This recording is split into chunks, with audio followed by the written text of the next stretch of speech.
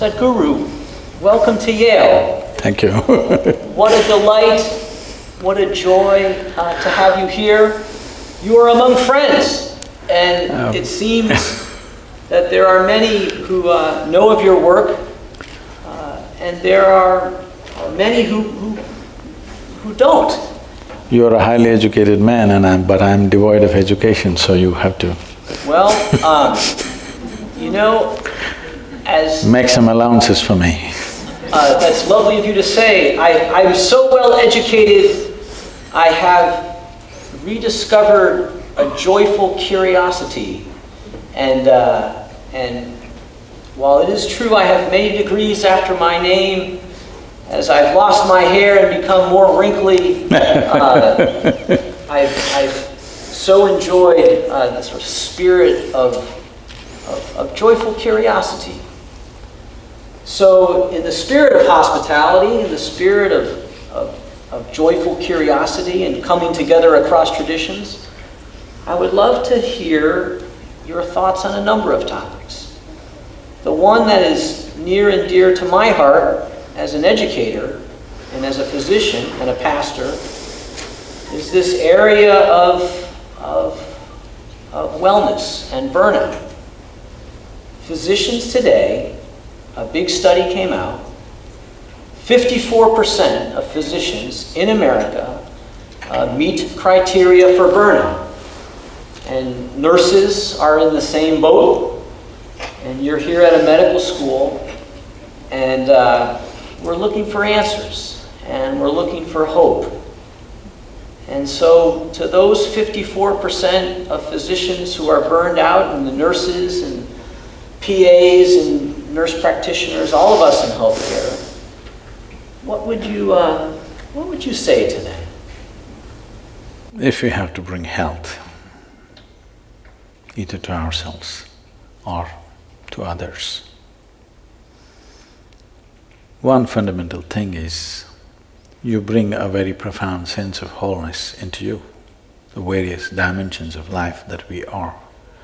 All of it is in sync and functioning well. It's sad to hear that physicians are in a state of burnout. How would they cause health?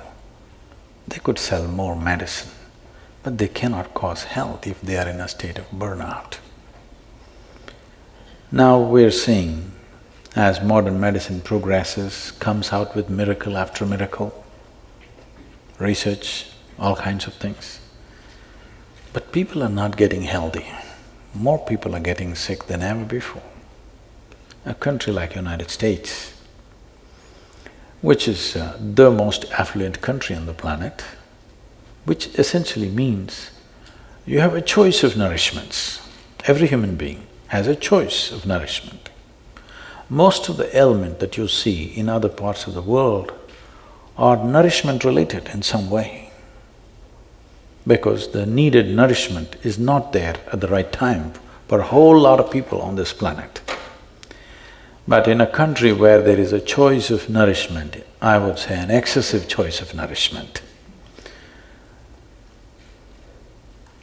the nation is spending $3 trillion on healthcare.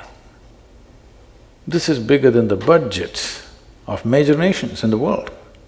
India's economy is around $3 trillion. You're spending that much on healthcare of 250,000 people. This shows somewhere we have missed health. Maybe we have an industry going, but we have missed health. Well, we can explain it in so many ways, but doctors being under burnout, everybody thinks their profession is the most difficult one. If any individual human being is creating something that they really care for, there would be never any kind of burnout. Myself and a whole lot of people around me, we are 7 days of the week, 20 hours a day, 365 days. This is our schedule. You will not see me burned out. Maybe sometimes I'll get physically exhausted. Maybe I'll die of exhaustion one day, but definitely not of burnout or boredom.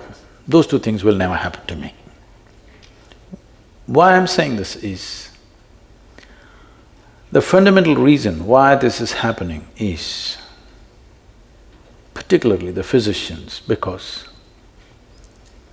there are various kinds of professions. But particularly when people go to a doctor, in some way they're placing their life in his hands. So when somebody is willing to place their life in your hands, you must treat it as a sacred duty. It's not just a job, it's not just a business. It is when somebody is willing to place their life in your hands, I'm telling you, even people who live with you, your own wife and children or husband is not willing to place their life in your hands completely.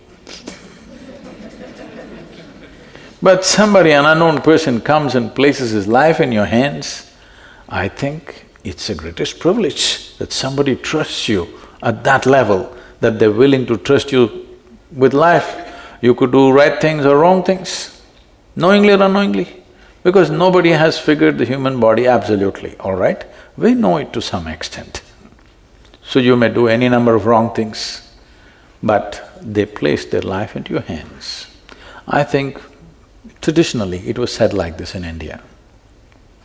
In any given society, if education, medicine and spiritual process, if it gets commercialized, that society will go down the drain. I think we are doing this to the entire modern world. All three are becoming commercialized. There is nothing wrong with commerce. Commerce is a transaction of give and take. You give me this, I'll give you that. But there are some things which cannot be handled as just give and take. If you bring this aspect of transaction into spiritual process, into education and into medicine, then it turns ugly, and that ugliness will definitely burn you out one way or the other. Above all, what people are experiencing is burnout is, first of all, they're doing something that they don't care for. If they were genuinely doing something that they truly care for, there would be no burnout. The more opportunity you get to do it, the better it would be, isn't it? Everything is towards a certain end. The joy of doing what you're doing is not there in one's life. This is not just for any one profession, it's for all professions, but particularly in a profession like this, where it's a question of life and death for somebody else. When it's a question of life and death for the person who is sitting in front of you, it can't be a transaction for you. Well, there is a business end to everything, because to make anything sustainable, there has to be a business end to it. We are not against the business end of it, but within yourself, if you don't do it as a great offering to the person who is sitting in front of you, of course they will pay their fee, but within yourself, if you are not like this, definitely you will burn out doing this kind of work. Otherwise, every day, if you helped a person, if in some way you made somebody's life… their life better, by the end of the day, should you be ballooned into a joyful state or should be in a state of burnout at the end of the day?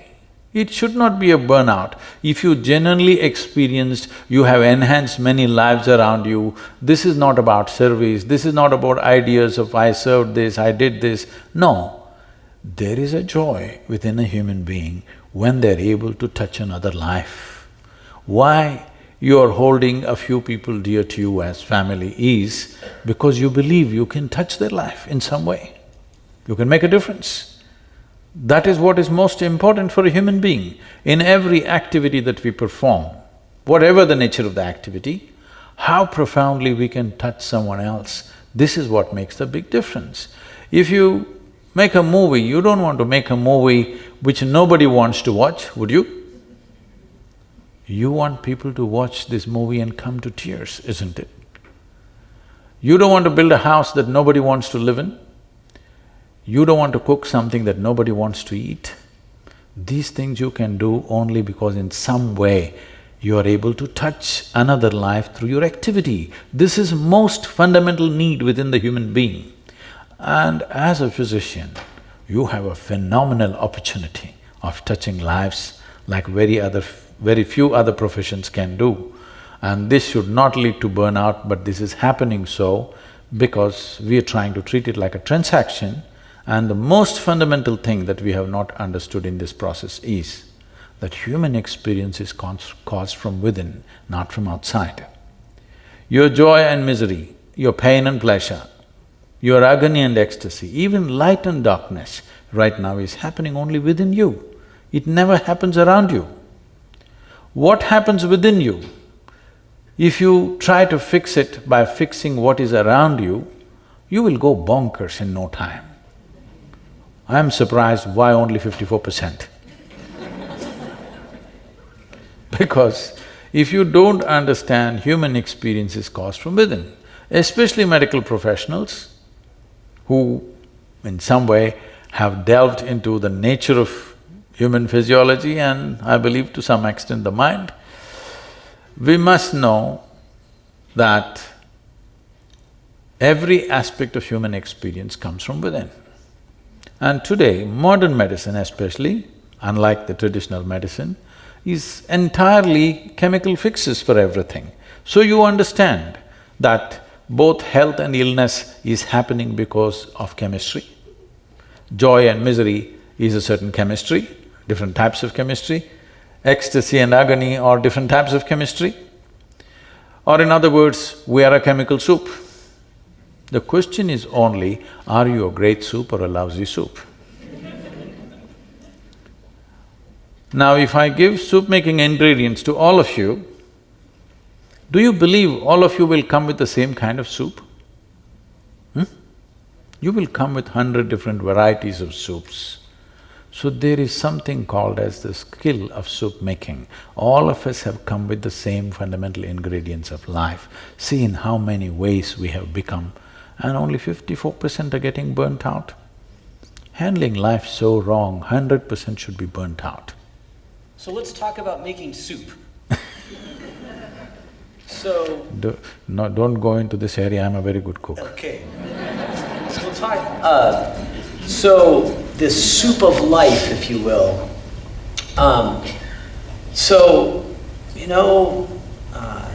Tonight there is a nurse or a physician who has come home and they told a family member that their loved one just died. Or they treated a child who's undergoing chemotherapy. Or they were in a clinic where they're taking care of someone who, doesn't have enough insurance to cover that medication. And so those good folks have come home and their spirits are broken. And they love what they do. I think burned out physicians love what they do. They do. And I like that metaphor of soup. What can we do? And so, what can we do? What can that nurse, that physician assistant, that doc, what… Saturday morning comes around, they wake up, what should they do? I can teach you a way of making your chemistry into a blissful chemistry. That means you're blissful by your own nature, not because of something that happened around you. This is exactly what I'm saying. What this question implies is, what happens around you determines what happens within you. The significance of being human is this, that what happens within me, I can create around me. If what happens around me makes me, I am still in animal nature. A human being means I do all the same things that the animal does, but I can do all of it consciously. That is the big part of being human. Well, you're born like any other creature, you grow up, you eat, you sleep, maybe you reproduce and you die one day. This is what every creature does. This is what you and me do. But we can do it consciously, which includes your thought, your emotion, everything. To put this very simply, it amazes me that people are 20, 30, 50, 60 years of age, they still do not know how to handle their thought and how to handle their emotion. This is a huge disability in the world. If you don't know how to use your hands, would you call that a disability? If you don't know how to manage your thought, how to manage your emotion, is it not a disability? Just because everybody is in the same condition, it does not become normal. So essentially, you have made a choice of dealing with people who are sick or dying. It is a choice. And it is a privilege that those who are unwell, being unwell means you are no more 100% on your feet, you need somebody's help. Such people and those who are dying in some way, they're willing to trust you and put their life into your hands. It's a great privilege. Well, in this, there are many things to do, as you gave examples that you have to convey something unpleasant to somebody. Sometimes you're not able to treat them because either you have no time or they have no money or whatever. These are there. I'm not questioning this. But the most important aspect of this is, if you want to bring well-being to somebody, you must know how to be well, isn't it? Otherwise, how would you do it, I'm asking? How would you create well-being to someone when you do not know how to be well? What this implies is, if I have to be well, the world has to be perfect. Well, you're not going to be well. Because even if you're just two people in the family, not everything happens the way you think it should happen, isn't it? Hello? You can tell me, it's okay. Even if you're just two people, not everything will ever happen to you 100% the way you want it. 51%, if it's happening your way, you have the controlling stake. Anything more if you expect, you'll have a divorce. Yes. So, outside will never happen 100% the way you want it. Or in other words, if you expect the outside to be 100% the way you want it, you're just not equipped to live here in this world. Yes or no? If you're expecting the external situations to go 100% my way, obviously I'm not equipped to live in this world.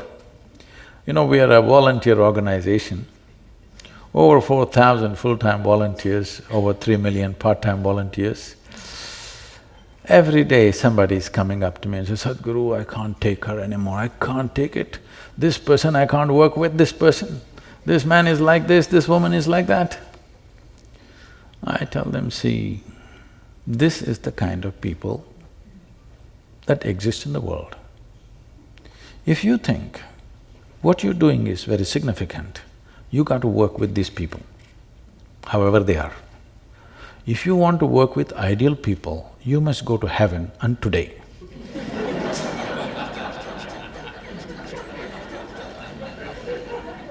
These are our realities. If you truly see, genuinely see that what I am doing is significant, it's significant enough to make difference in lives around me, now you have to do that work. The problem is not of the nature of your work. You just ask anybody, from the topmost job down to the most menial job, everybody complains about stress. So stress is not about your job. I must tell you this. A few years ago, many years ago, when I first came to United States, wherever I went, people were talking about stress management. I couldn't understand this. Because in my understanding, we manage whatever is precious to us, our family, our wealth, our business, our money. Why would anybody want to manage stress? It took me a while to understand. People have concluded that stress is a part of their life. Stress is not a part of your life. It's just your inability to manage your own thought, your own emotion, your own energies and your own body. If you knew, if your mind took instructions from you, would you live in stress or in bliss? Please tell me. What's your choice? Sure. Yes, such a simple thing is not happening because your mind is not even taking instructions from you. If your intelligence turns against you, who the hell can save you? So, this anxiety, this stress is not about the job. It is just that our education systems are such, they're telling you how to conquer the world, how to break an invisible atom, how to go beyond space. But they're not telling you a thing about this one. This is the most complex, if you want to call it a human mechanism, this is the most complex and sophisticated mechanism you have seen. Yes? Yes. As a doctor, you know. But I'm asking, even the doctors, have they read the user's manual?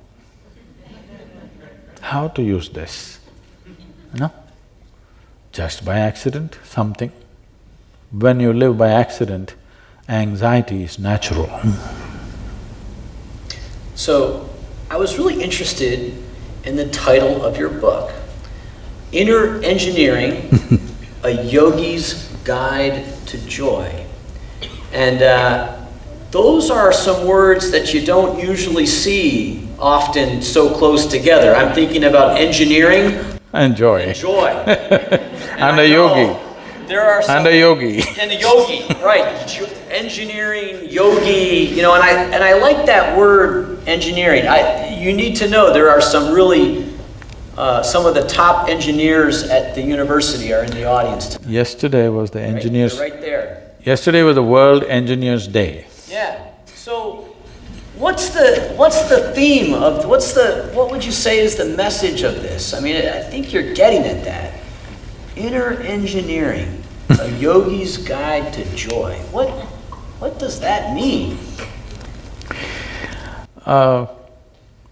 Say, if you and me were here, let's say 100 years ago or 200 years ago, how the world was and how it is today, it is almost another world. It's not the same world, you wouldn't have recognized it. That's how much it has changed. What changed this?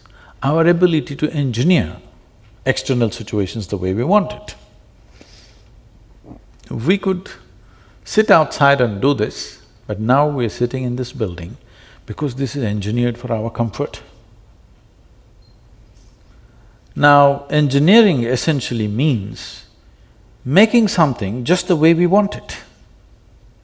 We made everything in the world the way we want it, but now 54% burnout. Because we did not make this one thing the way we want it. If we made this one thing the way we want it, again the same question, would you live blissfully or miserably?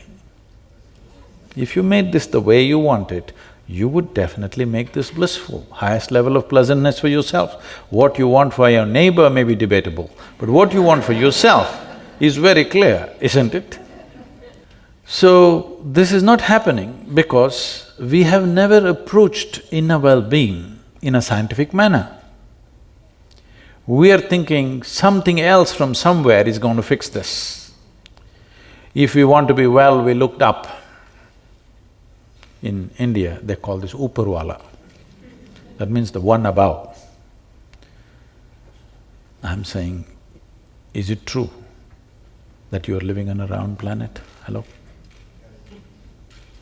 Is it a round planet that we are living on? And on top of it, it's spinning. If you look up, you're invariably looking up in the wrong direction, isn't it?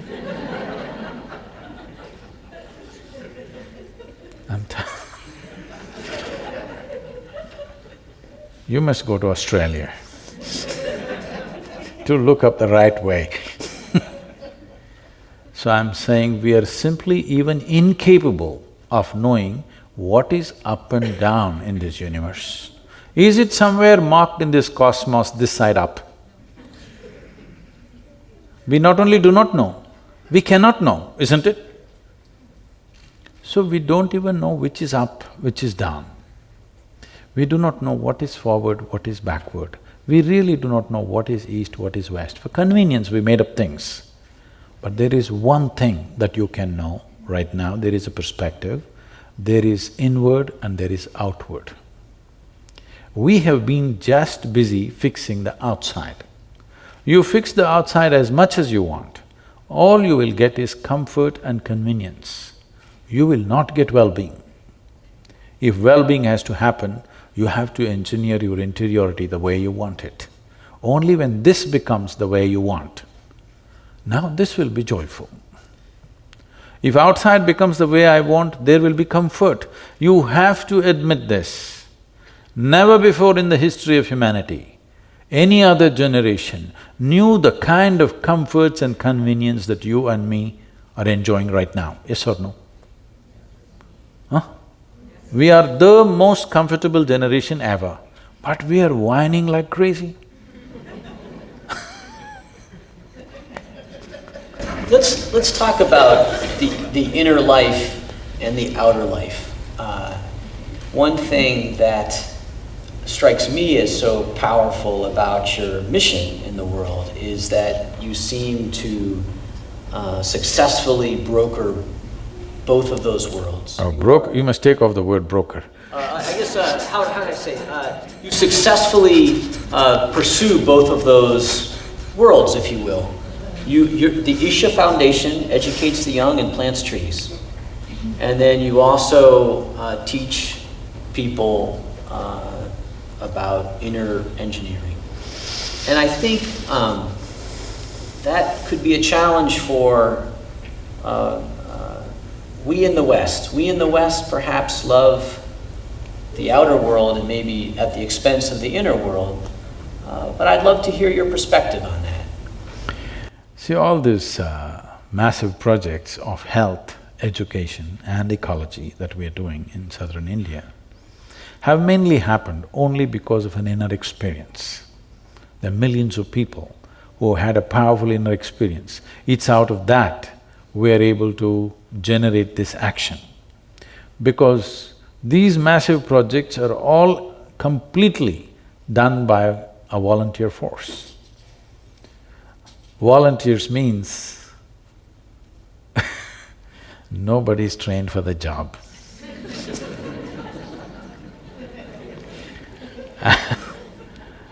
And you cannot fire them for inefficiency because they're volunteers.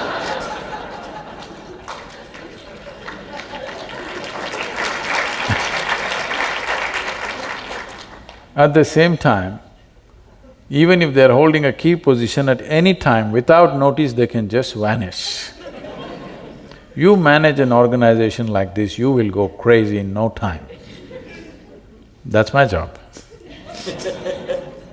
So, having described my job, which is a sure route to madness, if I was not as well established I am within myself, it would have driven me bonkers. Because I've managed businesses before. And at that time, I used to wield my authority on people to get things going. And the main thing was, they were on my, I was doing the payment for them. That was the main control. Now I don't make any payment for anybody, everybody is not paid, nobody is paid. In fact, they spend their own money and come and do everything to keep them going. Is essentially the inner engineering, because there is a powerful experience within which drives them to do all this work. It is unfortunate that people always trying to divide the world. We must understand this, that the very basic nature of human intellect is this. Human intellect, you know, all of you, the sharper it is, the better it is, isn't it so? You should agree with me. The sharper it is, the better it is, I think. Intellect. Oh. I actually want to talk about being a prophet. Well, I don't go that far. Let's We're finish going. the project. Let's go there. So, because one of the things about sort of being mindful of the inner life… You cannot be mindful of the inner life. Now you talked about being a prophet, now I can say no. So I don't think… I wouldn't say you're a prophet, I'm talking about the Judeo-Christian tradition of prophecy. So in the Hebrew Bible, in the Old Testament, there is the role of those who speak truth to power, who speak out against injustice, who sacrifice themselves for a cause because of injustice. And there, in that narrative, there is anger, and there is rage. And there are significant groups of people in the world, in our country, who have due cause to be angry about the world. The refugee, the ethnic minority, the poor. And one thing about inner engineering and sort of finding peace within oneself, the other side of that coin is, you know what, is there ever a time to be angry, to march, to be enraged at the injustice of the world? What would you say to that?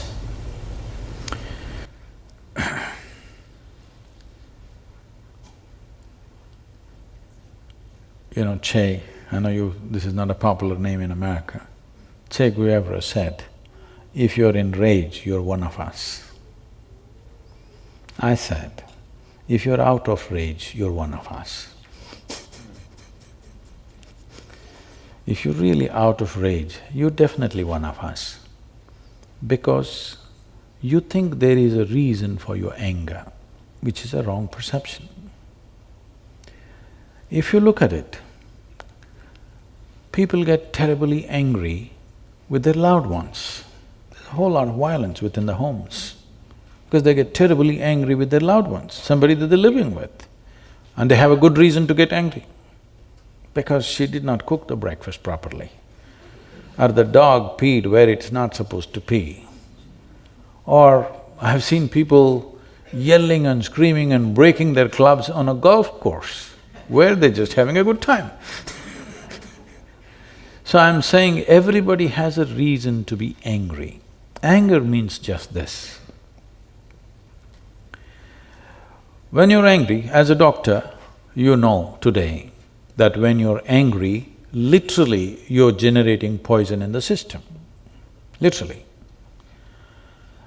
If you are poisoning yourself internally, and when you're angry, you know you do the most idiotic things in your life. When you turn back and see, you can't believe you did it. But most idiotic things happen when you're angry. So I'm asking, is anger an intelligent expression of human life or an idiotic expression of human life? Hello? Idiotic. So that's all you need to know. The next time you're angry, you just know you're stupid because you're turning against yourself. But I will tell you, the reason why this anger has been eulogized is, in a moment of anger, some people who were sleeping all their life propelled themselves into action, and that action produced some results. Yes, that can happen. It may so happen, that if I throw a stone at you, instead of hitting you, it hit the apple in the tree and the apple fell into your hands. But that's by accident. Generally, if I throw a stone, your head will crack. That's what is supposed to happen. Yes? So I got angry and something got done. So I think anger is a great way of doing things. So when you're angry, you yell and fume at somebody. I'm asking all of you, How many of you enjoy being yelled at and fumed by somebody else, whether it's your boss or your husband or your wife or your parents or anybody? You really thoroughly enjoyed this. Hello? Did you? No. And what makes you think somebody else enjoys it? They endure you, they don't enjoy you. And when they're done, they're done.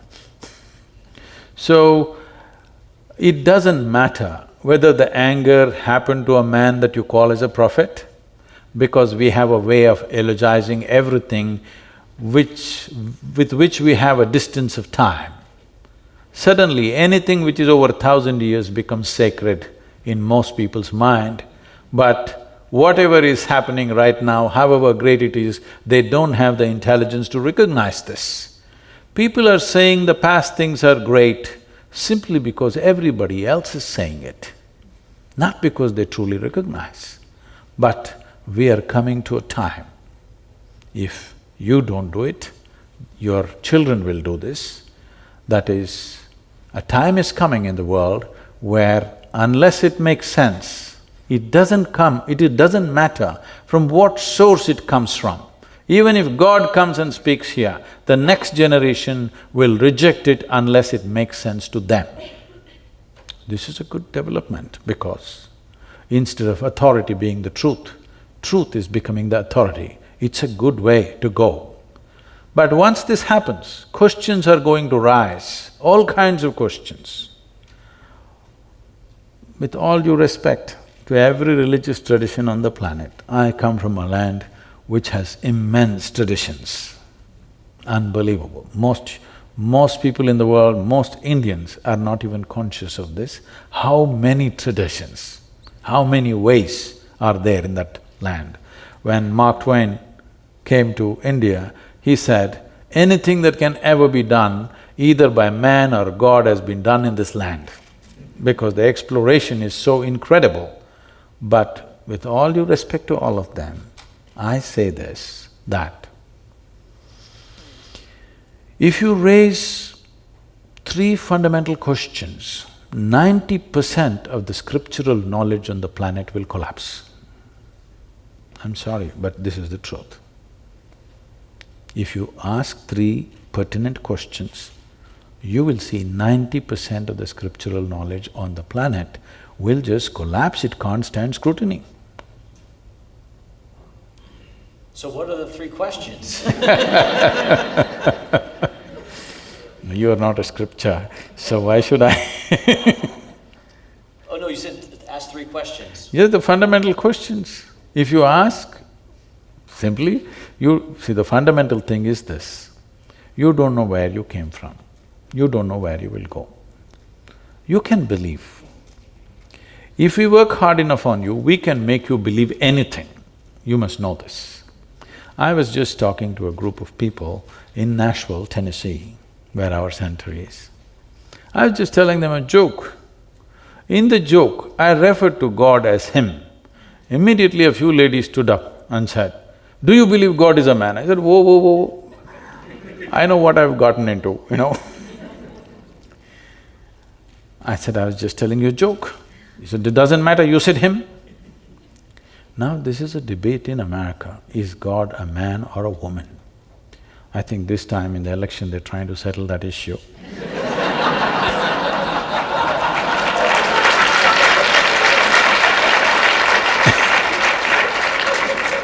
But where we come from, we have no such issue. We have a man god, we have a woman god, we have a cow god, we have an elephant god, we have a snake god, we have a bird god, we have a dog god, we have every kind. Crawling ones, creeping ones, flying ones, all kinds. Because we are a very wise culture. We foresaw all the future problems that may arise. And there is also a debate which in the last election they tried to settle, but it did not settle, I think. People are debating in southern churches, is God black or white? It's a big serious debate happening. People really debating about this, is God white or black? Well, you know, Idi Amin, the Uganda man, Idi Amin declared God is black. I agree with him.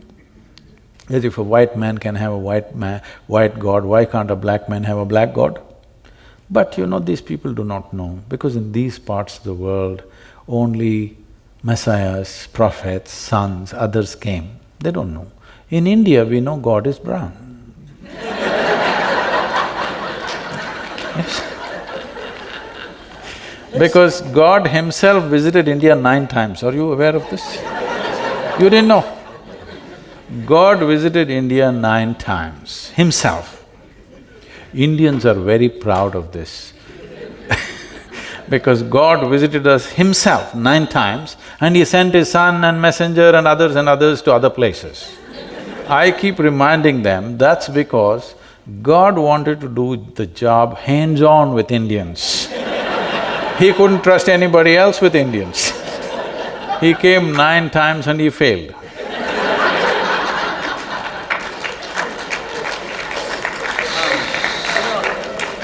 Let's talk about it. No, coming to belief, I'm saying we can make people believe anything if you work upon them from their childhood. Anything, believe me. You just have to work hard enough and make them believe this, that, everything. Belief gives you a confidence without clarity. Confidence without clarity is a disaster on this planet. There is no substitute for clarity. There is no substitute for clarity. But if you have confidence, you can just do something, just like that. Sometimes it works. Even if you're not clear, you can simply do something and it'll work. Can I tell you a joke? Please. This happened in New York City. Late afternoon, an 8-year-old boy came back from school. He had a very progressive mother. Obviously, she was single. I'm saying nobody catch up with her. He came home and he asked, "Mama, is God man or woman?" She thought about all the gender issues and the coming election and everything. And then she thought about it for a while and she said, "Both." The boy went into deep thought. After a little while, the boy came back and asked, "Mama, is God black or white?" Again she thought about all the racial issues in the country, and after considering this at length, she said, "Both." The boy went into very deep thought. Then after some time he came back and asked, "Mama, is God straight or gay?"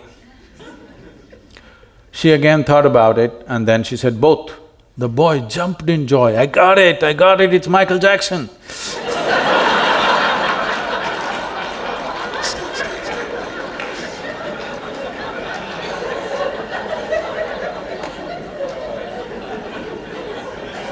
So how we arrived at our belief has cultural backing. Every culture has made up their own stuff. But I'm asking, do we genuinely know where we came from and where we're going? If you're so clear where you're going, that is for an appointment with the Creator, I don't think you should postpone the appointment. You must take it today, isn't it? But that's not true. If death is next moment, you don't want to go. If you are so sure, only that fanatic who blows himself up seems to be sure. Everybody else has a doubt, isn't it? Every working intelligence has a doubt, yes or no?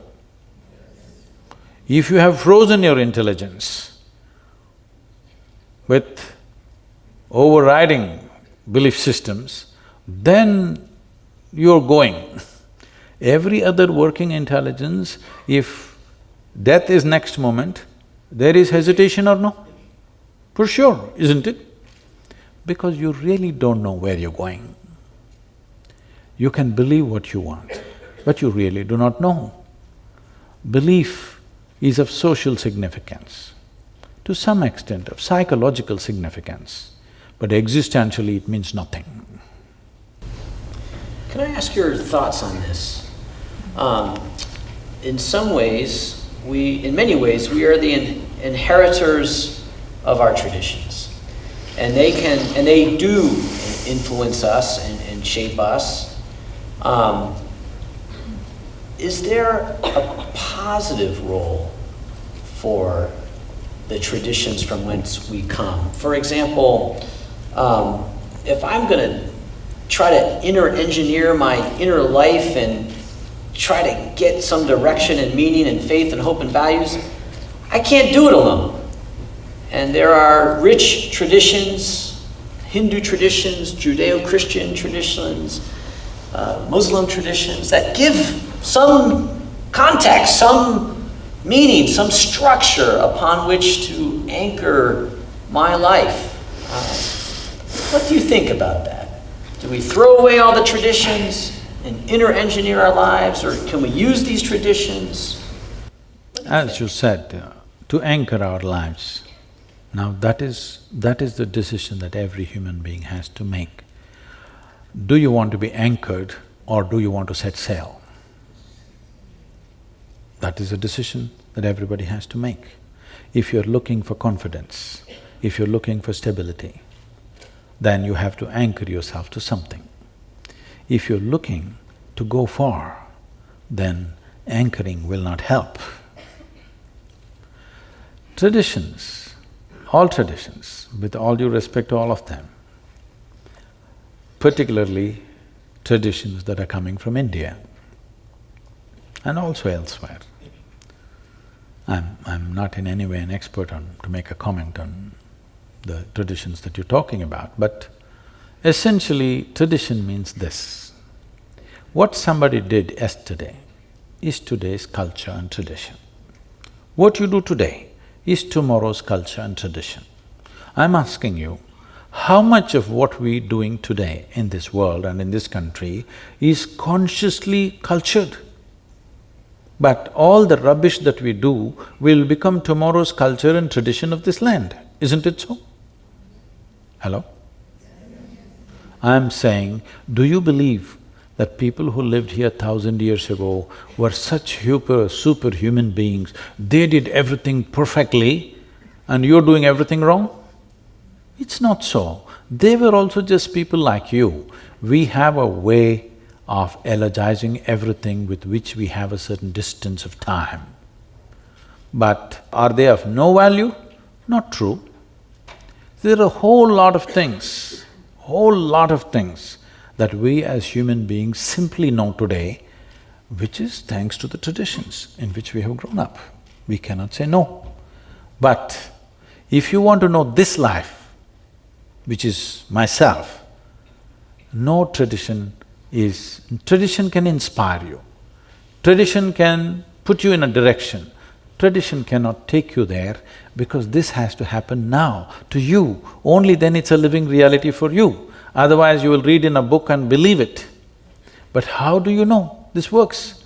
I'm saying it should work. People ask me, Sadhguru, how do we know whether we have met a real teacher or a guru or not? I just tell them, look at his face, whether it's worked for him, what he's talking. Has it worked for him? That's all the question. If it's worked for him, it doesn't matter what it is, you must go with him because it's worked for him. If it's not worked for him, what is the point? Dead tradition. So one of the traditions here in a medical school, in a Western medical school, is the tradition of the evidence. Show me. And this tradition, which is only really maybe 200 or 300 years old, the randomized controlled trial, the cohort study, all of that, and it's good. You know, that's how we've gotten cures for, pneumonia and drugs to help alleviate pain. It's all been done through this pursuit of the evidence. And also I'm a pastor, and I fully embrace the life of the Spirit and the truth that we find in our faith traditions. And I love that tradition. But I do recognize a tension, if you will, between the truth that we discover in the lab and the truth that we discover in our spirit. And I love that tension. I think that's a great… it's a great way to live in a way, that that sort of loving, joyful pursuit that is both the truth that I see around me and the love that grows in my heart. But I do recognize the tension. What is your perception of that? So when we talk about the evidence-based approach, it is not a tradition. When it happened, when the Renaissance happened, it was breaking of all traditions. Till then, because it was written in a book, because a certain authority was espousing it, we said, this is it. When medical science evolved from Jenner to others, the fundamental thing was they broke all tradition. So now if that is becoming a tradition, I'm very sorry, because this was an exploration. An exploration cannot be traditional. An exploration means you're constantly trying to step into new terrain. That's what an exploration is. But if that has become traditional, then we are treading the same track and thinking it's exploration. This evidence-based approach has done wonders to many, many things, no question. But this entire process is dependent upon the human intellect. This is what we were just coming to, but we went off a little bit. Human intellect, by nature, I was just asking you, would you like it sharp or blunt? Hello? You want it sharp. If you have a sharp instrument, let's say you have a knife in your hand, what could you do with this flower? With a knife. You could cut it finely if you want, but you can cut it into pieces. That's exactly what the intellect does. Whatever you give it, it will cut it open and try to see. The way of evidence-based science is dissection, fundamentally. Well, even in the medical school, I'm sure, we're in the pathology labs, we are opening up, fortunately the dead. But if you really want to know somebody, someone whom you love very much, if you really want to know them, I think you should dissect them to know them. Would it work like that? No, obviously. So, there is one dimension of life which is physical in nature, where dissection will work. But what is physical about you, the body that you carry, is an accumulation that you gathered over a period of time. It's just the food that you've eaten. It is actually a piece of the planet. Most people don't get this when they're walking. But the countless number of people who walked on this planet before you and me, they are all topsoil today. You and me also will be topsoil, unless your friends choose to bury you real deep, fearing that you may rise from the dead. This is just the soil, isn't it? Hello? This is just the soil that you walk upon. So this is an accumulation. What you gather, what you accumulate, you can claim it is mine. You cannot say it's me, isn't it? Right now as I'm speaking, I say, this is my glass. You will think, oh, Sadhguru seems to have a problem. But let's listen, everybody says he's wise. After some time, I'll say, this is me. Then you will say, let's go. Because if I claim this is me, you know, it qualifies for madness, isn't it? Whatever you acquire, you can say, this is mine. But if you say, this is me, this is madness, yes or no? Are there any psychiatrists? Does this qualify? It does. So, every day you're doing this, food appeared on your plate, you said, this is my food, you ate it and then you say, it's me. This is madness.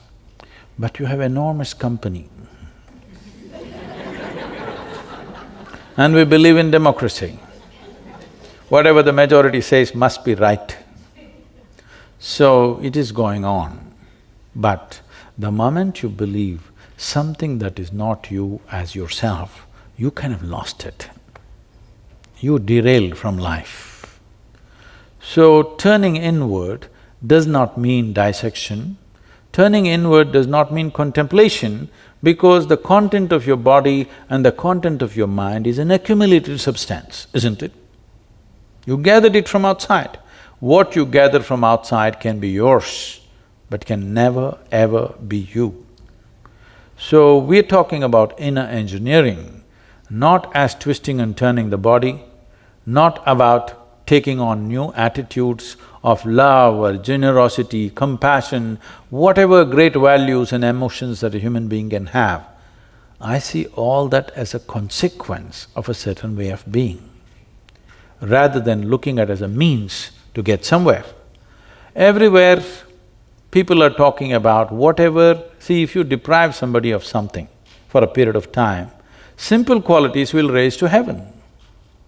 Today, anywhere you go, people are talking peace of mind is the ultimate goal of human life.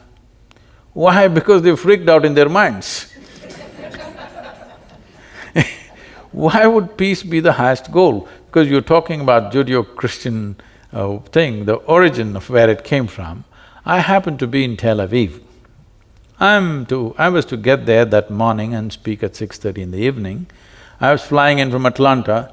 Because of some delays in the flights, I landed there at 6 in the evening. So I'm quickly changing in the airport, because in these 35 years I have not been late to a single appointment. I don't want to break that, so I'm rushing. And I'm famished, because I'm traveling an American airline and there's nothing edible on the plane.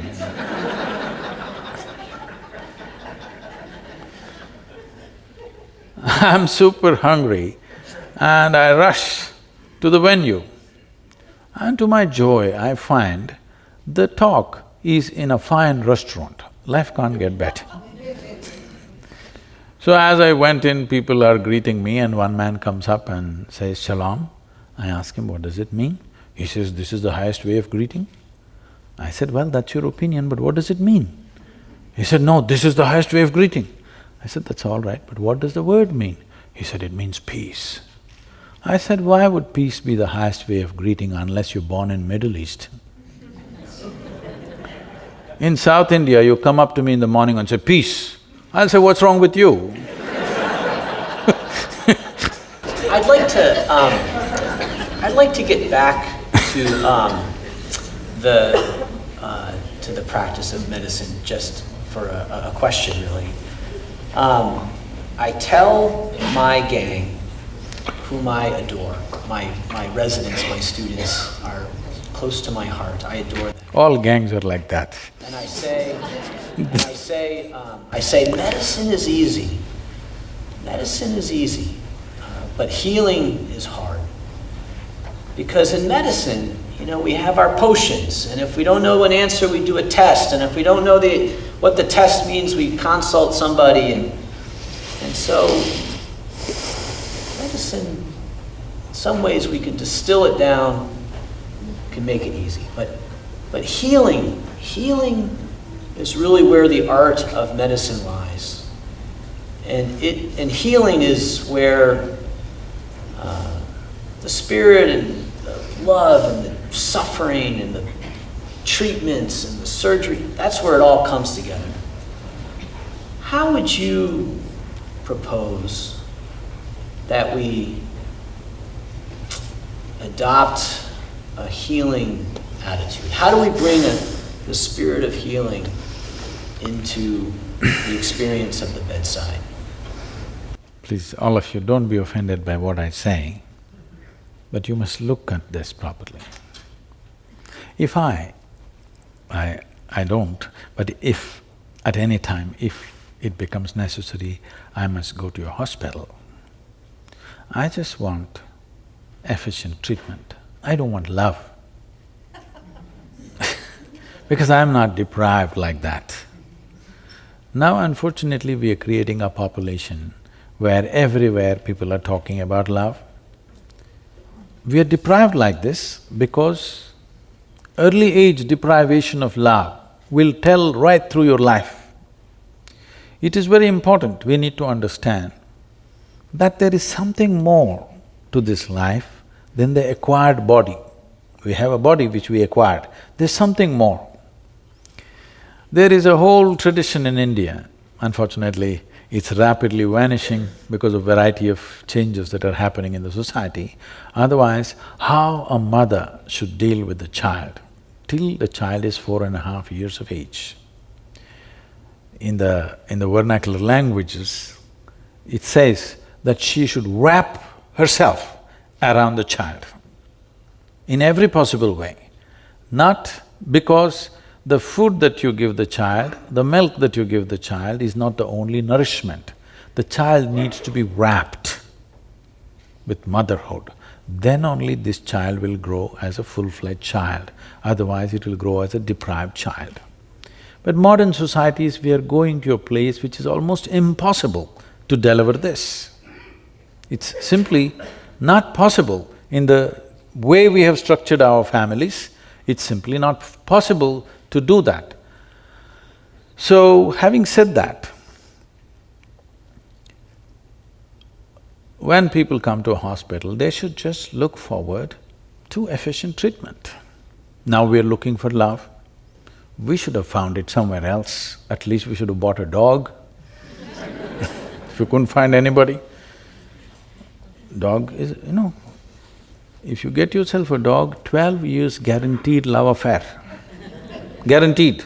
Doesn't matter how badly behaved you are, still it's guaranteed. It'll not work with any human being. There's a whole lot of management to do with human beings. If you get a dog, however badly behaved you are a drunk, you behave badly, you beat him, do what you do, but the dog still loves you, guaranteed love affair. So, those of you who are looking for love wherever you go, dog is a good solution. When you go to a hospital, you don't expect your doctor to love you, just do what he has to do. So that is fascinating because I think patients come to their doctor. This is the unfortunate reality, that's what I'm saying. Yeah, People come to a hospital and looking for love. Wrong place. So when I was a medical student, I was the pastor of a church here in town. And I would write my sermons on hospital notepaper. This was before EMRs. So I'm writing my sermon at the nurse's station. And my attending physician came up to me and he said, "Doolittle, the physicians are the priests of today." And I said, "What do you mean? That's offensive." I wasn't sure. Was he joking? Was he serious?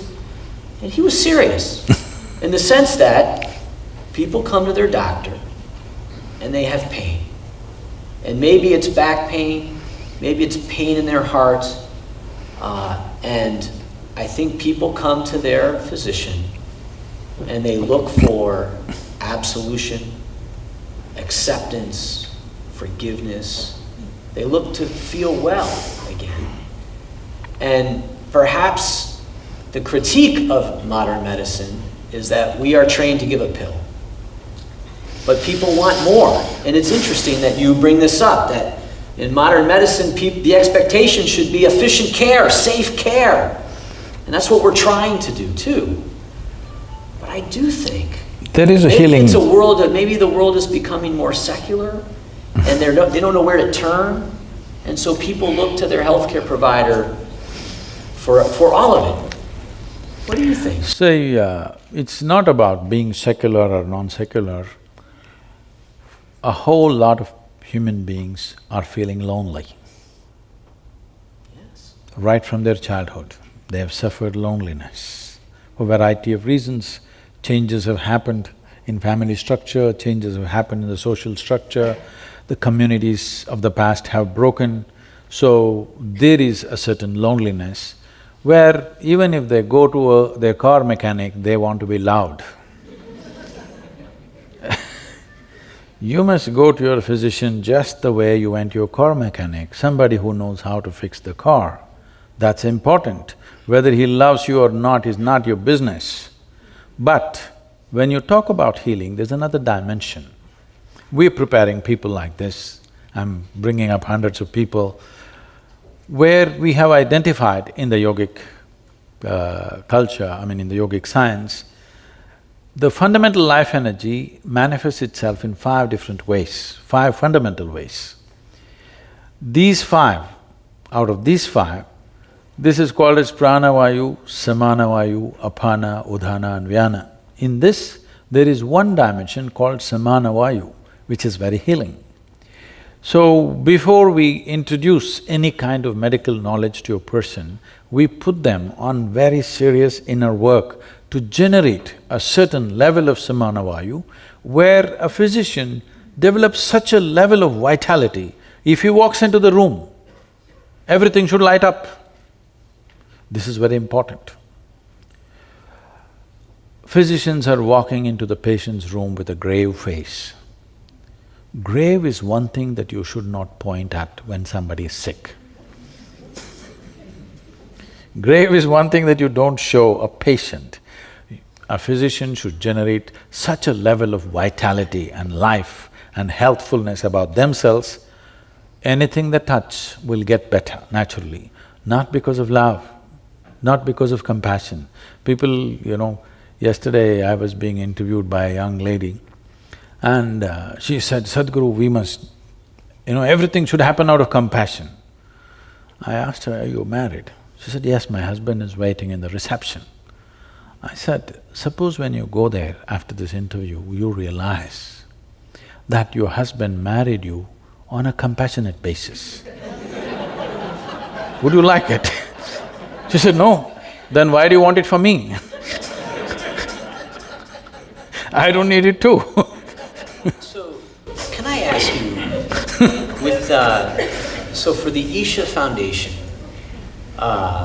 with the thousands of full-time volunteers and the millions of part-time volunteers, why do you think they come? Tools of transformation. The tools are subjective in nature. See, right now, we as human beings are dominating this world only because of our ability to use tools. Otherwise, a pack of dogs would take care of you. Forget about the tigers and the lions, poor tigers and poor lions who need to be saved right now. Only because of our ability to use tools, isn't it? And all the tools that we developed are… Now, as a doctor, maybe you're using a microscope. We have a microscope only because our ability to see, to enhance that we have a scope. We have a telescope only to enhance our vision in some other way. We have a telephone because we can hear. We have a microphone because we can speak. We have a bicycle because we can walk. If we were made like trees, would we have invented a bicycle? I'm asking. Every tool that we created is only to enhance the already existing faculties to a higher level, isn't it? Everything. Everything that we invented is just this, all the tools. The tools are very important. When I refer to the spiritual dimension as tools, some of our people will feel offended around me and say, Sadhguru, don't say it, it is more than our life. Don't use the word tool. Then I tell them, you come to the yoga center, 3 days I will give you plumbing job. No spanner, no winch, no nothing. You do it with your hands. You can use your teeth.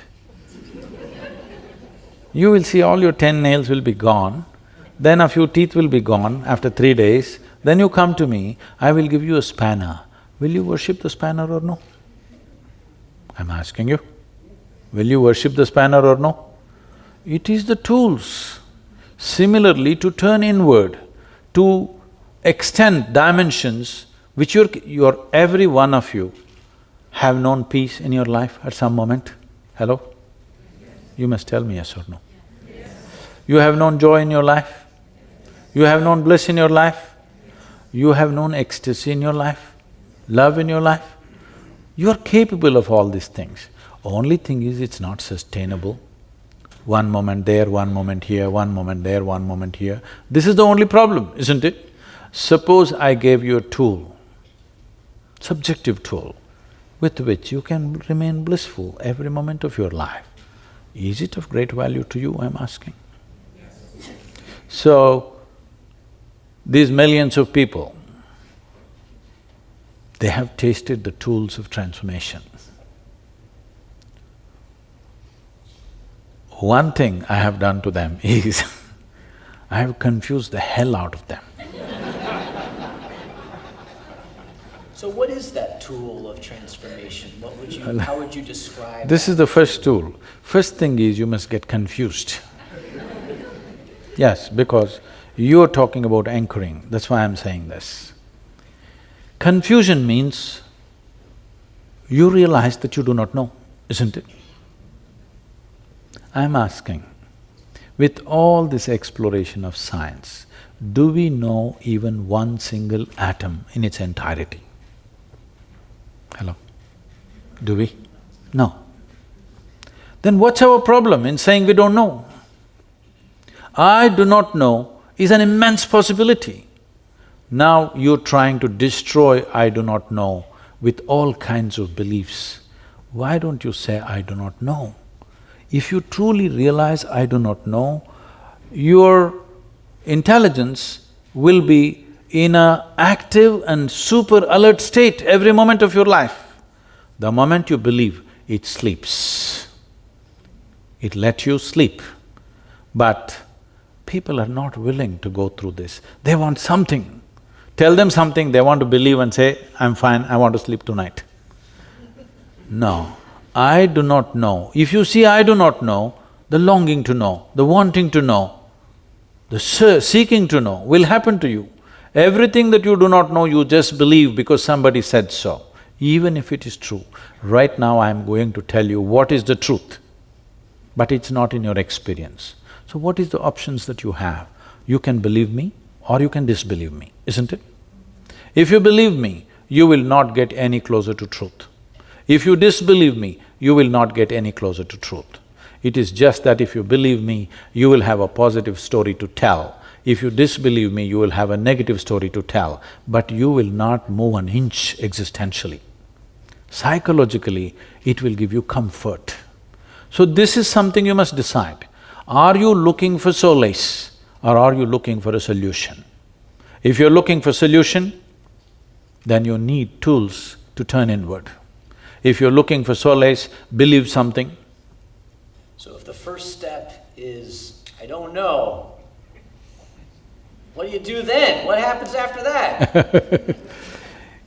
So this happened to me when I was just 4.5 years of age. Suddenly one day I realized I don't know a thing. I was only about 4.5 years of age. If somebody gave me a glass of water, I would just sit like this for 3-4 hours at a stretch because I wouldn't know what is water. I'm telling you, even today you don't know what is water. It is the only substance which is in all the 3 states on the planet. 2/3 of your body is water, 2/3 of the planet is water, but you don't know what it is. We know how to use it, but we don't know what it is. Isn't it so? We know how to use this water in so many ways, but we do not know what it really is because we do not know what really anything is for that matter. So if I found a leaf, I would simply sit like this for 6-7 hours. If I sat up in the bed, entire night I would be staring at the darkness. My dear father, who's a physician, started thinking I need psychiatric evaluation. He started saying, this boy has lost it. He's just staring at something all the time. My problem is, I look at this and I don't know this. I'm not able to shift my attention to that. I'm just looking here still. He thought he could educate me. He tried. So there is a rule, strict rule in the house. Between 7 in the evening till 9 dinner time, you, all the children, 4 of us siblings, we have to sit and read some textbook. I open my textbook like this. I find a little speck on the paper. I just look at the paper. This speck keeps me engaged for 2 hours. I sit like this, absolutely, total attention, without reading a word. I went through school like this. I was very consistent. I always got 6 zeros in every test. So if it's not shalom or compassion or love, it is just life. it's just It's just life. The meaning of the No, meaning, no. your purpose of life is life. What would you say? The purpose of life is life itself. Yeah. Life itself is a large enough phenomena, it doesn't need another meaning.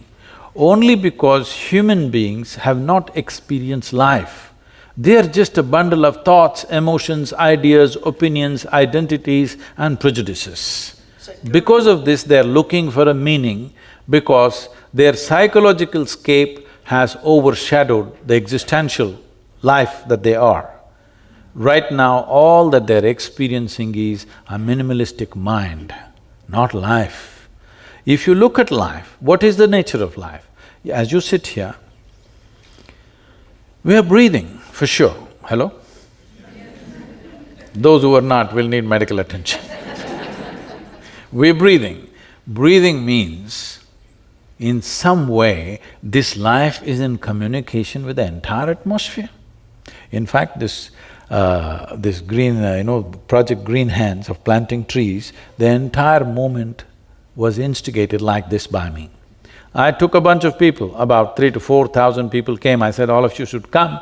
They came, I arranged a meeting in a village. There was a big tree, a rain tree, 3, 4 trees were there, large trees. But I arranged the meeting around 11 o'clock in the hot sun in southern India. So I stood there and I am speaking to them. They're all sitting like this. Slowly, as the sun gets hotter, they're just wilting away, and I'm speaking and speaking something, telling them stories. And I'm watching how they're just wilting away. See, walking in the sun is one thing. If you simply sit there, it'll just burn you down. They're just thinking, what's happened to Sadhguru? He's become like this, heartless. Yes. Then, after about an hour and a half, when they're really going down, then I say, get up all of you. And then I walk them under the shade of the tree. You know what a tree is only if you sit in the sun, in hot sun, for an hour and a half too, then walk under the tree, it feels like paradise.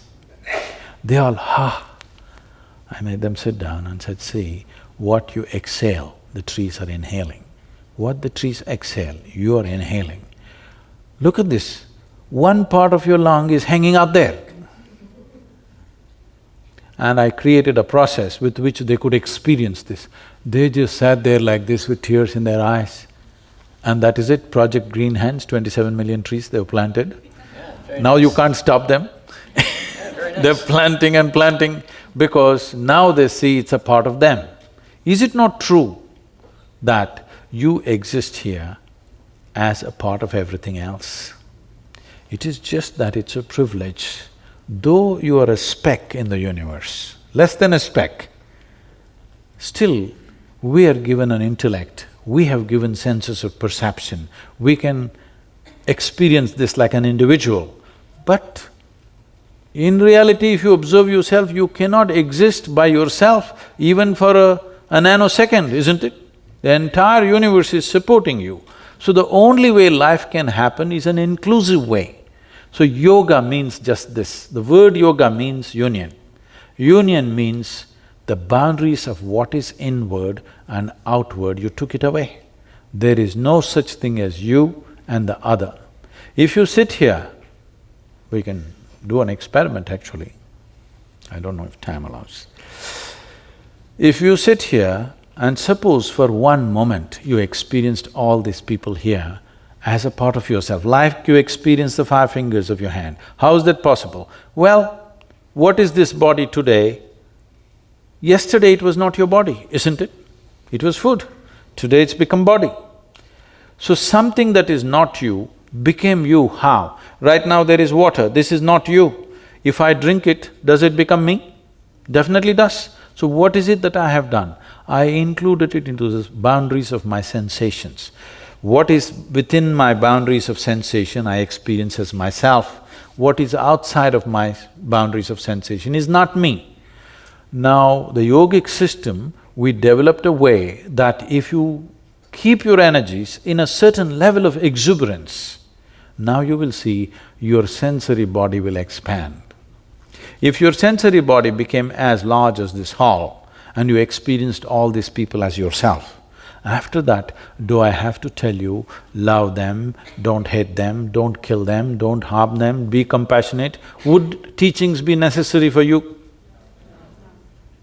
If you experience something as a part of yourself, after that, you don't need any morality, you don't need any ethic, you don't need any values. What is you, you will always handle it right. What is you, it is of the highest concern to you. If you experienced everyone and everything as yourself, this is what yoga means. If one is in such a state of union, then you call him a yogi. If you turn and twist your body and hang upside down, you are not a yogi, you are just doing circus. Yes, unfortunately, people think by turning and twisting they're doing yoga. No, yoga means you sat here, you experience the entire universe as yourself, not as a hallucination, but as a living experience. Not in the firmament of your mind, but existentially, you know this is you. Now, you don't need any policy, you don't need any morality, you don't need any scripture, you don't need any guidance from anywhere. You will conduct this sensibly to the best of your intelligence and capability, and that's all a human being can do. Sadhguru.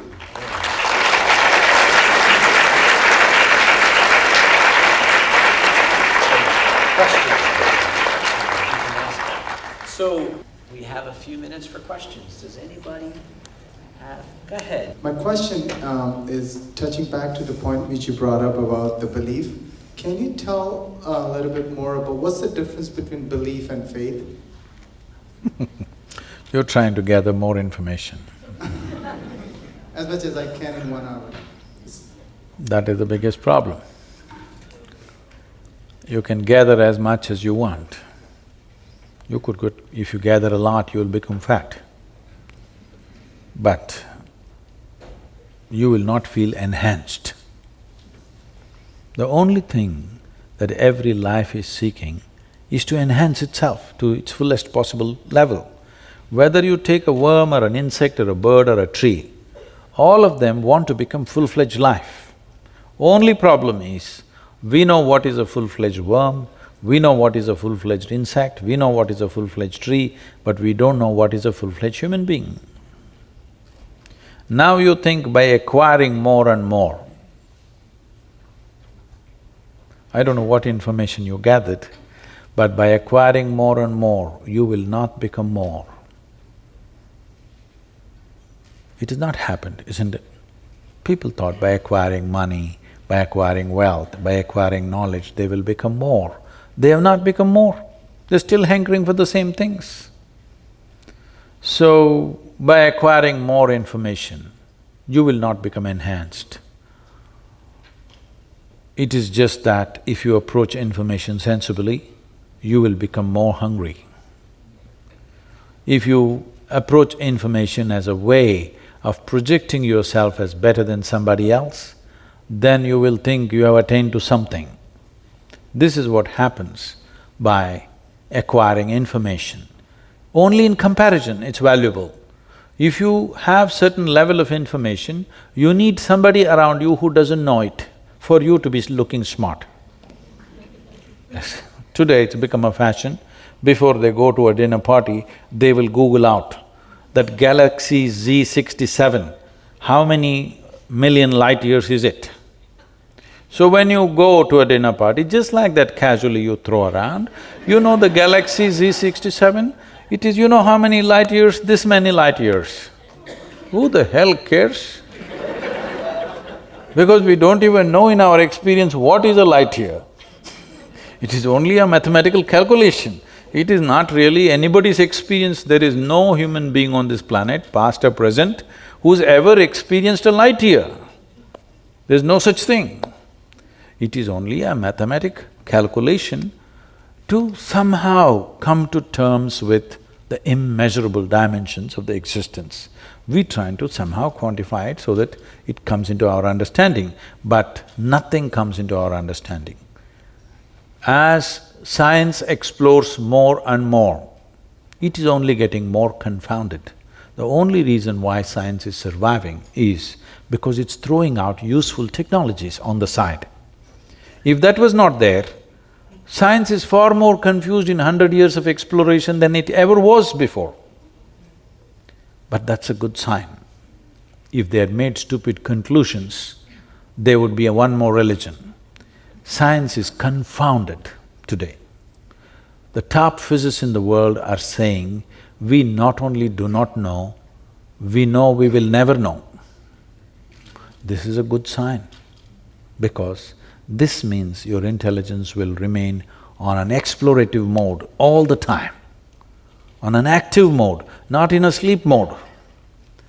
So when the top scientists declare we will not know, it is not a hopeless situation, it is a great situation that people have come to this, that they understand if you go through physical means, it doesn't matter how much you explore, it'll go on endlessly. How much information you have, you will not get any better, you will get only more burdened by this. Things will happen on the side, technologies will come, iPhone will become 7, 8, 12, all right? But still, the way you talk to people is not going to change. What you say will not change. Your relationships will not change. Technology can go through the ceiling, but nothing of you will be enhanced. So, more information is not going to help. All I want you to take, the takeaway for you, because you want to take away something. The takeaway for you is, if you truly, genuinely, it's not simply a thought, allow this to sink into you in the next few days, that if you pay attention to anything, a leaf, a flower, water, people, dog, animals, anything, if you pay enough attention to anything around you, even the closest people around you, if you pay enough attention to them, you will see you don't know a damn thing about anything. On the surface, you seem to know everything, but if you pay sufficient attention, you don't know a thing about anything. Knowledge is a very limited sphere of life. Ignorance is boundless. Enjoy that. So, in the spirit of boundless ignorance, does anyone else have any questions? Let's see, there's a lot. Maybe someone… She has the microphone, hey, yeah. You got the mic, go ahead. Hello. Thank you very much for a wonderful lecture, and you definitely very smart man. My question is… That's the worst insult anybody has thrown at me. He started by saying he doesn't know anything. That was his whole… maybe this is the main sign of a smart person. So my question is that you mentioned before that just a belief without clarity is not a good thing. And I am absolutely impressed by amount of volunteers, like millions of the volunteers. I cannot even imagine how many people come for learning and not volunteering, so it's a lot. Do you think they are all driven by clarity and search for clarity? Or they believe that once they will do in the engineering, they will work on the process of gaining joy, and eventually they will have a positive story with you, or the positive story as you mentioned before. Thank you.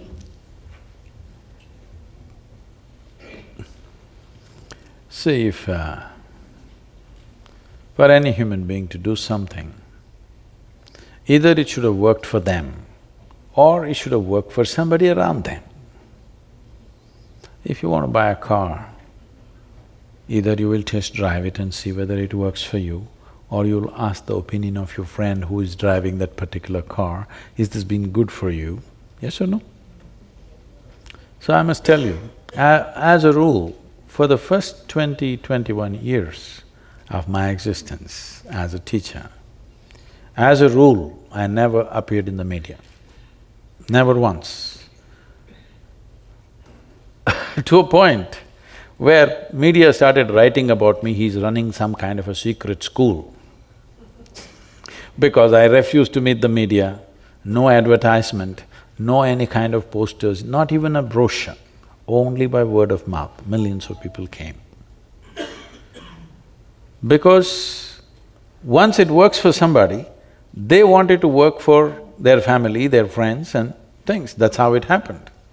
In the last 15 years or 16 years now, 15 actually, from 2001 is when you have heard about me all over because we're making a lot of noise in the last 15 years. Because these projects which we started as small endeavors in the local area caught on so well and they became such major projects of planting trees, education, health. We are active in 53,000 villages. So it needs enormous support, otherwise this can't be done.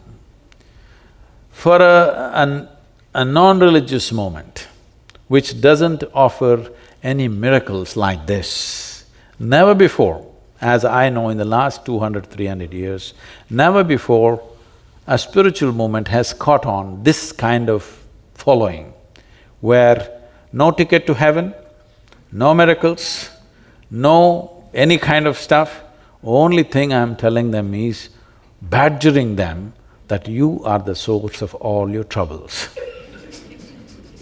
Nobody else but you. But millions are gathering, which is very fantastic, because I must tell you this. About 30 years ago, when I conducted programs, over 85% of the people came because of health reasons, physical, mental ailments. Today, on an average, only about 12% of the people are coming for health reasons. The rest are coming because they're seeking. They want to know, they want to experience, they want their lives to be touched in a deeper way than the way it is touched right now. This is a phenomenal change that you're seeing in the world. It's never before, I think. Only 12% are coming for health reasons, but at one time over 80% were coming for health reasons, which is a big shift. Any other question? Maybe someone from up above there. You right there in the front, can you shout your question out? I was wondering if physical ailments have you witnessed physical ailments be cured by, or at least helped by yoga? Did anyone hear the question? Are physical ailments, have you experienced physical ailments being helped by yoga? We must understand, there are two kinds of ailments. In the yogic system, we look at health issues as two ways. One is caused by external organisms, which I think modern medicine has handled in a phenomenal way. In fact, the birth of modern medicine happened mainly because of the epidemics and pandemics which were happening at the time, where it would wipe out populations. It is that which inspired people to experiment and do the things that they did. And when they found solutions, that is when suddenly the trust of the population shifted from one to another simply because they could eliminate epidemics. And these were caused by external organisms. But 70% of human ailments are on self-help. That is, they cause it to themselves in so many ways. For whatever reasons, knowingly, unknowingly, they do it to themselves. This 70% of ailments that people cause to themselves can be undone from within. But if you have an infection, you must go to the doctor. If you have pneumonia, you must immediately go to the doctor. Don't try to do yoga. Now, are there instances? We have thousands and thousands of people, I would say hundreds and thousands of people, who walked out of their ailments without ever being treated for them. We don't treat people for yoga. I must tell you this because we are in a medical institution. A bunch of doctors from United States came to our yoga center. We have a yogic hospital. So about 12 of them, largely from this Michigan area, and they came and stayed for 3 days, and on the 4th day, they were very upset and they wanted to leave. I was very busy, I couldn't meet them, and somebody came and told me, Sadhguru, all these doctors are very upset, they want to go. I said, what happened? They're just very upset that there is no yogic hospital here. You told them there is yogic hospital, they think there is no yogic hospital. Then I said, okay, let me see them. Then I saw them. They were really upset, they were angry, they felt cheated that there is no yogic hospital here. Where are the patients? Where are the uniformed nurses and doctors walking up and down? I said, see, at that time, on that day, maybe there were over 70 patients. But I said, I thought I'll put them to good use, and I was making them work in the gardens.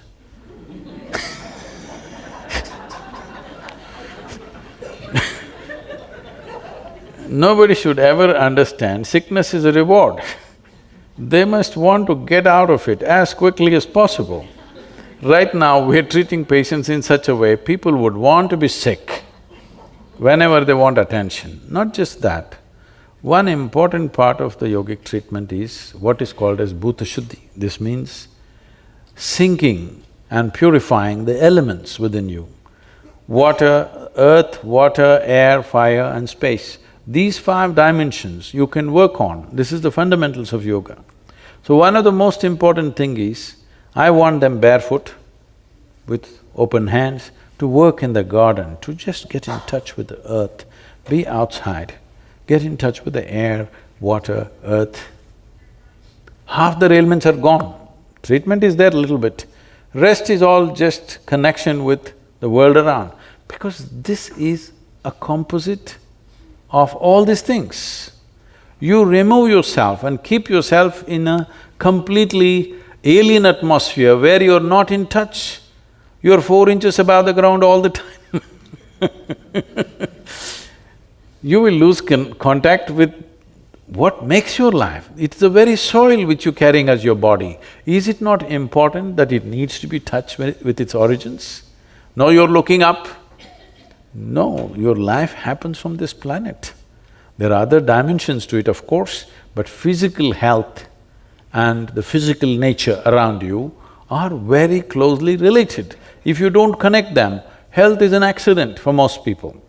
Today I see America probably has the highest incidence of allergies. Is that so? Am I right? Very high. This is mainly because they're removed from everything that's natural. They're not in touch with anything that is natural, everything is tampered with. Those who are living in the open, even in America, I'm sure they have no allergy, they have no issue of any kind, they're doing fine. I think the homeless people are the most healthy people in the end. They're enduring all kinds of, variations in weather and still managing pretty well without healthcare. We probably have time for one more question. In the back, right there. Shout it out. How to seek for internal peace? How to? How to look for internal peace? Whoa, you just came in? I'm sorry, was that internal peace or eternal peace? Internal. Internal peace. Okay. Now,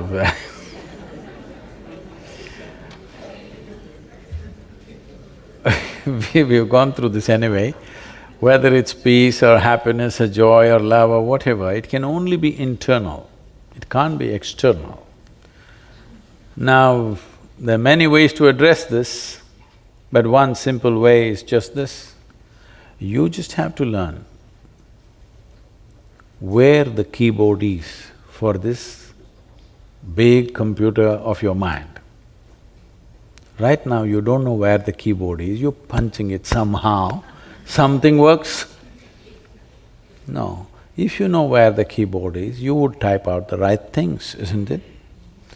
Fundamentally, it's just that your mind is not taking instructions from you. Don't ask for peace. Don't ask for joy. Don't ask for love. Just you have to understand the mechanics of how this body and this mind works. And then you cause whatever you want. If you like turmoil, cause it. If you want love, cause it. If you want hate, cause it, that's up to you.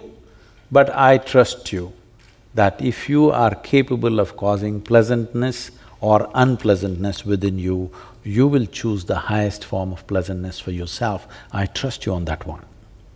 Now that, it started with this 54% of doctors suffering, which is unfortunate. Doctors, all said and done, are rendering a very key aspect of service to any given society. It's very important that they are well.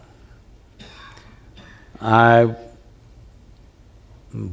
would like to make this offering that the doctors who are interested in this, we would like to offer them the tools of inner engineering so that they go out as truly healthy, joyful, life which is full of vitality, that their very presence is an inspiration for health for everybody who comes in touch with them.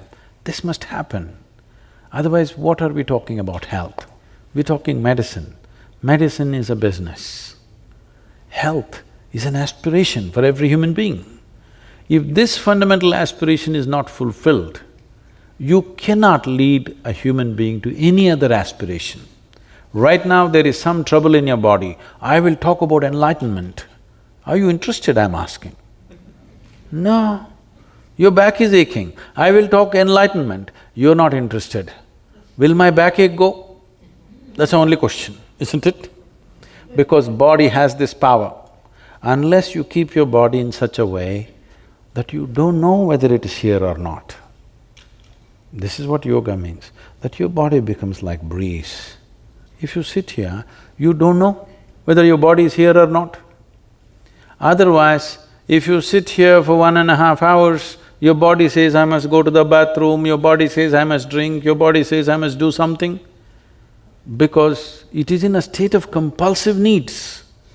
If you bring it to ease on all levels, you will not know whether body is here or not. If you are in such a state, you are not even conscious whether it's here or not. You have no gender issues, you don't care whether you're a man or a woman right now. Yes? It should not matter, I'm saying. There are only two places where your gender should matter, bathrooms and bedrooms. Nowhere else. And some people even debate that, right? Which you go to which bathroom, it doesn't matter which bathroom, so just the bedroom. Everything is under debate. But I'm saying, to move the body from compulsive needs to a place where it is like a stepping stone, not an impediment for your life. Right now, the compulsiveness of the body is making people do all kinds of things in the world. People are not able to raise to a place where they can do something other than the compulsive things that every other creature does, simply because they have not kept their body as it should be kept. This body can be upgraded to a place where it will function like an antenna which will download the cosmos. Even if that doesn't happen to you right now, the physicians of the world, at least they must become an embodiment of health and vitality. This must happen. Whatever is needed from our end, we're willing to do for Yale and you, sir, Doolittle. Thank you so much. And I am Dr. Do Nothing. So thank everybody, let's thank Sadhguru for his visit with us. Thank you so much, what a great joy, wonderful to have you.